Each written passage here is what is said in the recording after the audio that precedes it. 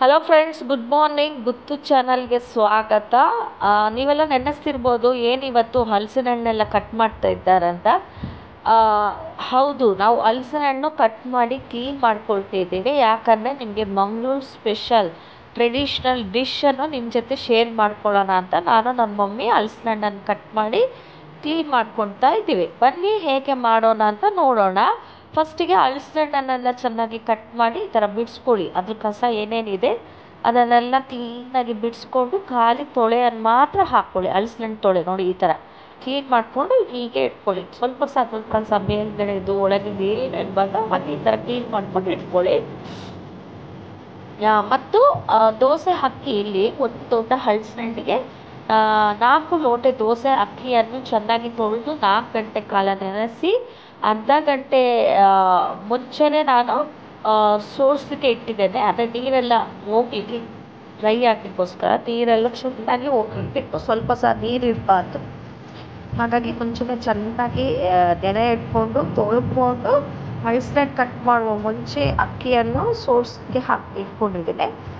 ಅಂದರೆ ನೀರೆಲ್ಲ ಡ್ರೈ ಮಾಡಲಿಕ್ಕೆ.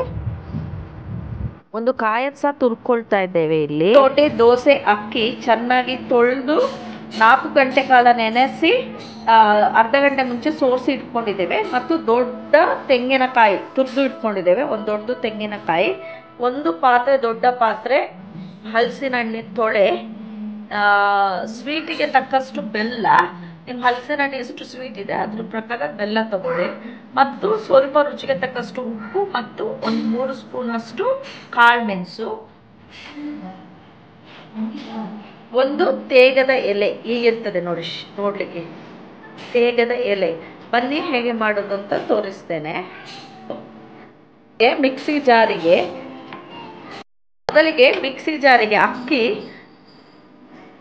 ಸ್ವಲ್ಪ ಹಲಸಿನ ಹಣ್ಣು ಹಾಕಿ, ನೀರಿನ ಪ್ರಮಾಣ ಹಾಕಬೇಡಿ, ಹಾಗೆ ಸಣ್ಣಗೆ ರುಬ್ಕೊಳ್ಳಿ. ಈ ಮಿಕ್ಸಿ ಜಾರಿಗೆ ರುಚಿಗೆ ತಕ್ಕಷ್ಟು ಉಪ್ಪು ಮತ್ತು ಸ್ವಲ್ಪ ಪೆಪ್ಪರ್ ಕಾರ್ನ್ಸ್ ಹಾಕಿ ಸಣ್ಣಕ್ಕೆ ರುಬ್ಕೊಂಡು, ಎಲ್ಲದನ್ನು ಹಾಗೆ ರುಬ್ಕೊಂಡು ಬನ್ನಿ. ಮತ್ತೆ ಹೇಗೆ ಮಾಡುತ್ತೆ, ಇದಕ್ಕೆ ಇಡ್ಲಿ ಸ್ಟೀಮರ್ ಅಂತ ಹೇಳ್ತಾರೆ. ಮಂಗಳೂರು ಸೈಡ್ನಲ್ಲೆಲ್ಲ ಇಡ್ಲಿ ಸ್ಟೀಮರ್ ಹೀಗೆ ಇರ್ತದೆ ನೋಡಿ. ಈ ಥರ ಮುಕ್ಕಾಲು ವರ್ಷ ನೀರು ಹಾಕಿ ಈ ಥರ ಮಧ್ಯದಿಟ್ಟು ಮತ್ತು ಮುಚ್ಚಳ ಮುಚ್ಚಿ ಚೆನ್ನಾಗಿ ಕಾಯಲಿಕ್ಕೆ ಬಿಡ್ತೇವೆ. ಅಂದರೆ ಆ ಹಿಟ್ಟು ರುಬ್ಬುವವರೆಗೆ ಇದು ನೀರು ಸುರಿದು ಈಸಿ ಆಗ್ತದೆ ಅಂತ.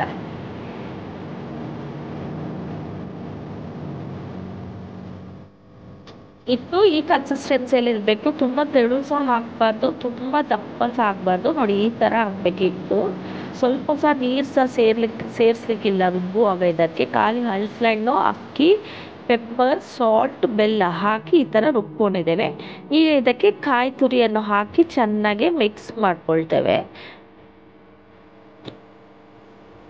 ಒಂದು ದೊಡ್ಡ ಕಾಯಿ ತುರಿಯನ್ನು ಹಾಕಿ ಚೆನ್ನಾಗಿ ಮಿಕ್ಸ್ ಮಾಡ್ಕೊಳ್ತೇವೆ. ಇದು ರುಚಿಯೇ ಚಂದ. ಬೇಕಿದ್ರೆ ಚಿಕ್ಕ ಚಿಕ್ಕ ಪೀಸ ಮಾಡ್ಕೊಂಡು ಹಾಕ್ಕೊಳ್ಬೋದು ಕಾಯನ್ನು.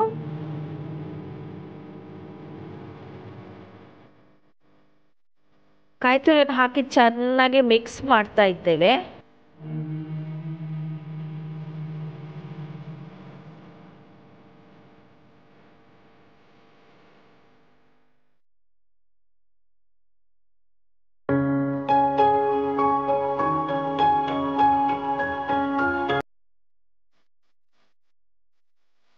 ಈಗ ಇದು ಚೆನ್ನಾಗಿ ಮಿಕ್ಸ್ ಆಗಿದೆ.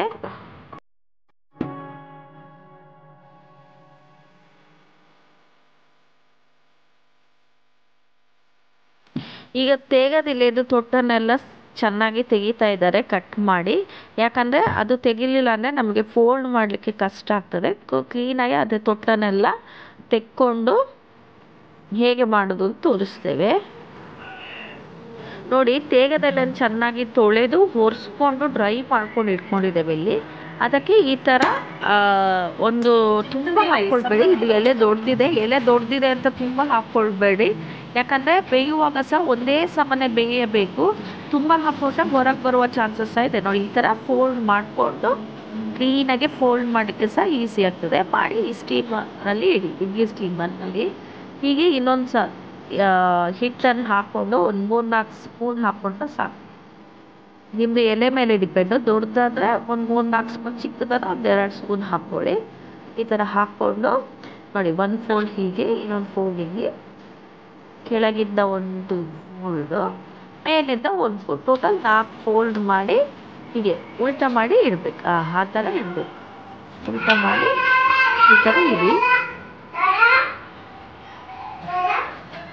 ಈ ಥರ ಜೋಡಿಸ್ಕೊಂಡು ಹೋಗಬೇಕು ಒಂದೊಂದೇ.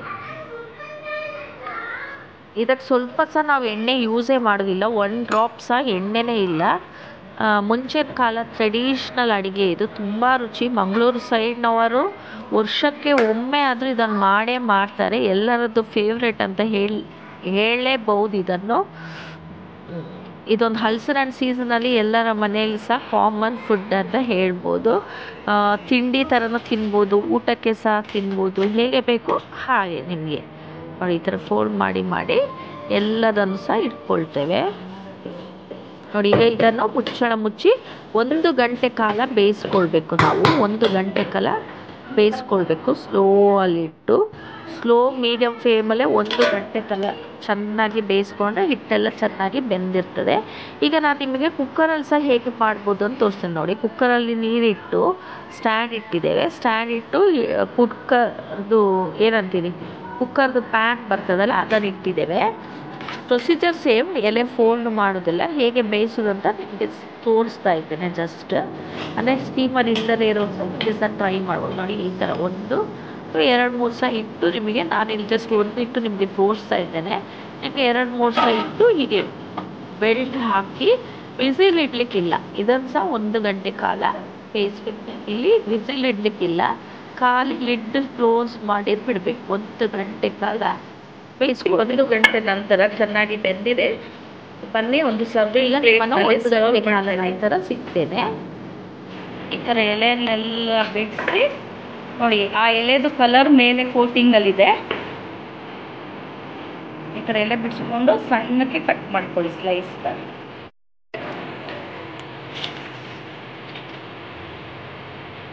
ಕೇಕ್ ಥರ ಬಂದಿದೆ, ಪೀಸಸ್.